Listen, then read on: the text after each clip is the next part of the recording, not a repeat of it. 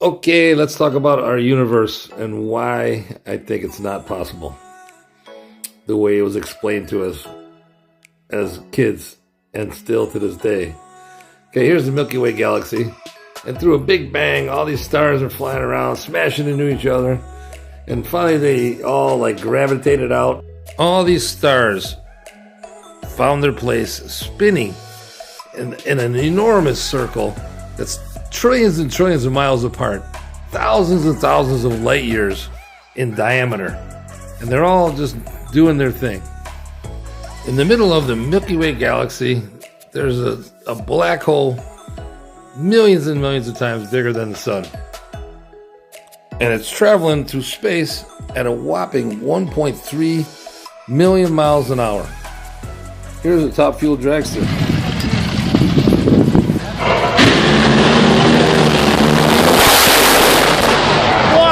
It's traveling way over 4,000 times faster than this dragster, just to put it in perspective. And at the same time, through just random chance of particles smashing into particles and gas being attracted to water and water blasting together, our solar system was created. Most people don't know this, but not only is the Earth going around the sun, but the sun is hurtling through space at a whopping 500,000 miles an hour.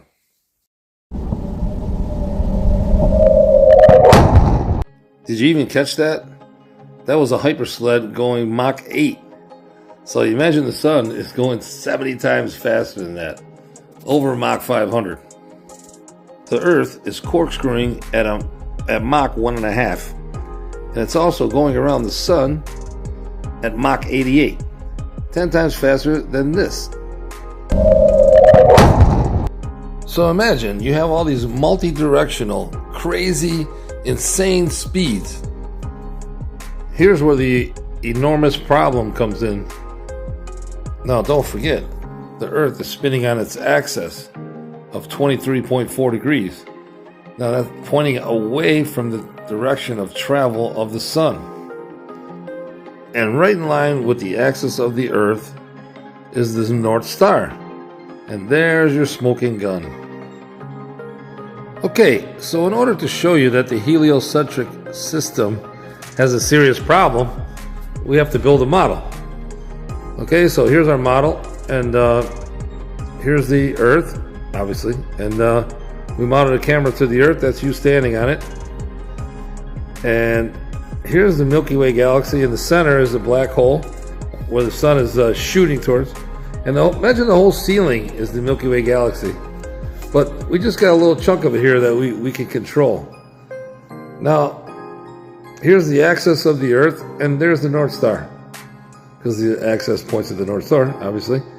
And now here in the center, we have the sun, and the sun is shooting upwards, or in this direction, towards the black hole.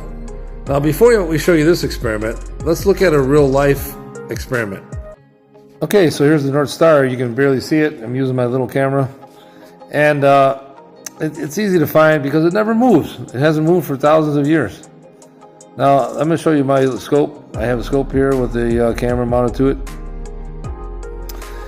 Now, there's the North Star right in the middle there. I'm going to turn it on, and upper left, you can watch it from the camera if you want.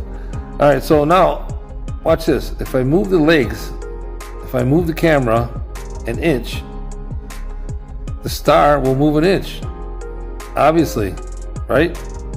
That means if the Earth moved an inch, then the star would move an inch. But the North Star never moves. Now they're going to want you to believe that, well, the North Star is 5,500 times bigger than the Earth, so then it's not going to move. I just showed you that it'll move, because prospectively, it's a tiny little dot in the sky. Okay, so here's our model. I'm going to show you why keeping the North Star lined up is not possible.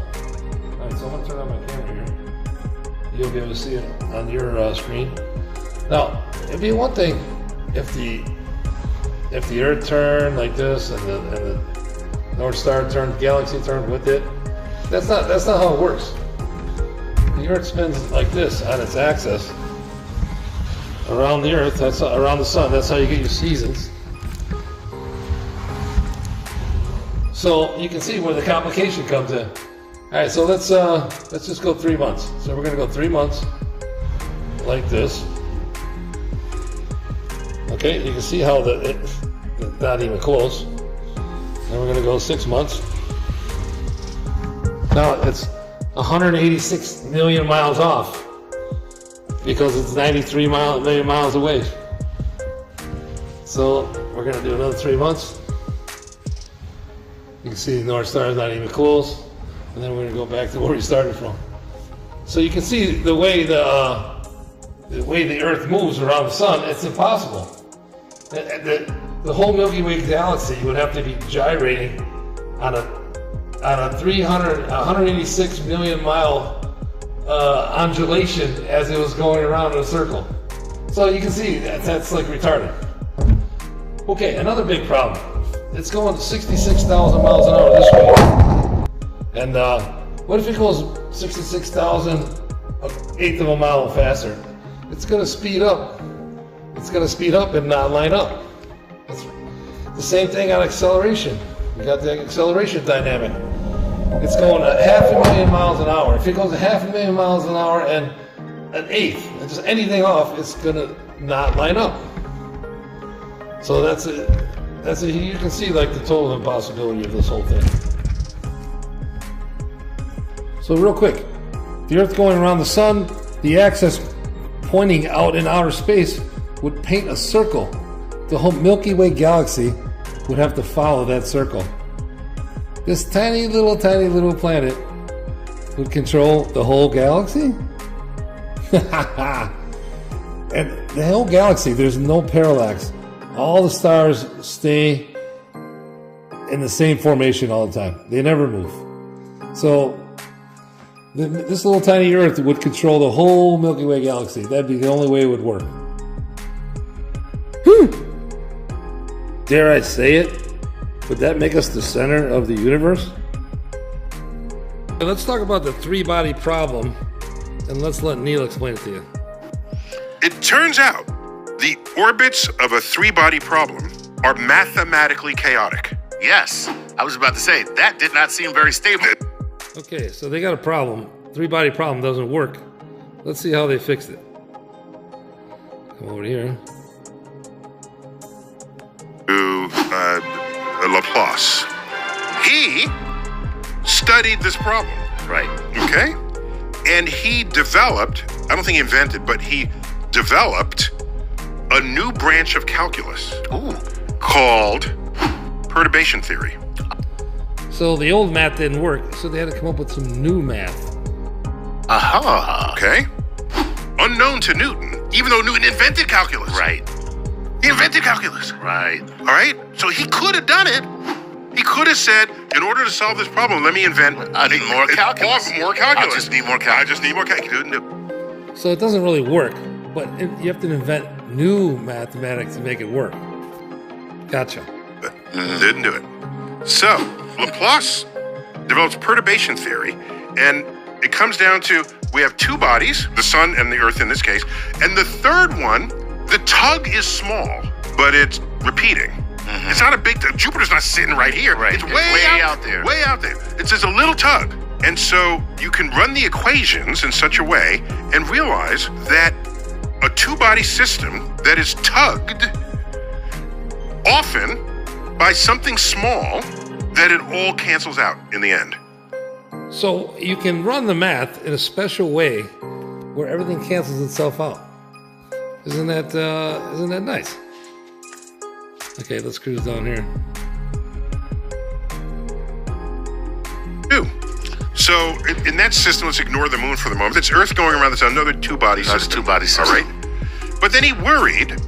He said every time Earth comes around the back stretch and Jupiter's out there, right? Jupiter but tug on it a little bit. That's a lot of gravity. A little bit. Whoa, so Jupiter tugs on it a little bit. Wouldn't the North Star move? I think so, Neil. Tug on it as we come around back the other side. What's up, Earth? All right, and then it comes around again, tugs on it again. What's up, Earth? Whoa. Right. Whoa, okay, so it's the Earth is getting tugged back and forth and back and forth. It all equals out, but the North Star never moves. Gotcha. I'm pretty sure I clearly showed you the system doesn't work.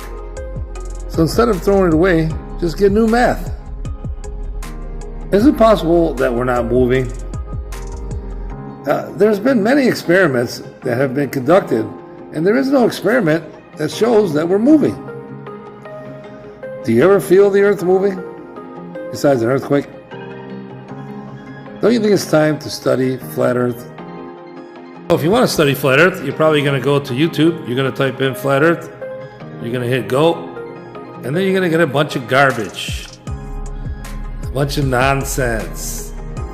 These are all just sites to throw off the real flat Earth, the real study of flat Earth. So then you might get caught stuck in the Flat Earth Society. You don't want to go there either. It's another scam site. So let me give you some ideas where you should go to really learn how to study flat Earth. First one I recommend is David Weiss Flat Earth Sun and Moon Clock app. So this app gives you a new video to watch every day. That has a lot of information that gets censored, and it's only $3. One-time fee of $3, like big deal. The next one I'd like to recommend would be J. Tolan Media. He's got a lot of great stuff.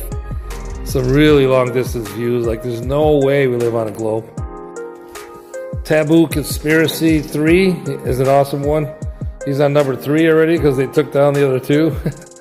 There's a lot of great videos, long distance stuff, long distance laser. Fittest Flat Earther has a lot of cool stuff. Flat Out Truth channel has a lot of good stuff. There's many, many, many more. As I think of them, I can put them in the description. And thanks for watching the video, and I hope you have a great day.